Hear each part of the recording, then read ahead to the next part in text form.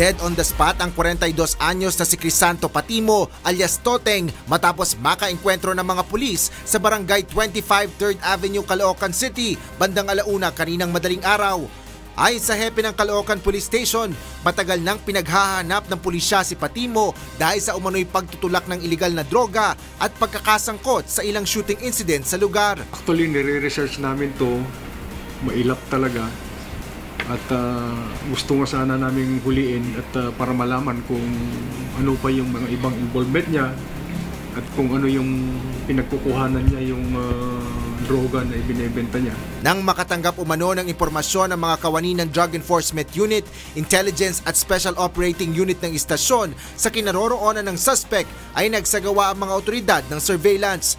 Ngunit nauwi umano ito sa engkwentro. Ayon doon sa report ng mga operating team, nung nakahalata siya na yung isang PO1 na lispatan niya at nakalapit sa kanya, talagang pinagsuspetsahan talaga niya na apparently na alagad ng batas. So una siyang pumutok. Nasabat umano sa suspect ang 19 na sachet ng hinihinalang shabu, mga drug paraphernalia, 9mm pistol at mga bala ng baril. Ayon naman sa kaanak ni Patimo, dinampot umano ito sa kanilang lugar sa barangay 37 bandang 7:00 pa ng umaga kahapon. May mga nakapagsabi rin anya na dinala umano si Patimo sa police station ng Sangandaan, ngunit bigo ang mga ito na makita doon ng suspect. Mga hapon po, may nagsabi po sa amin na nakita daw po dun si Papa sa Sangandaan daw po. Hindi po malinaw yung pagkakasabi sa amin.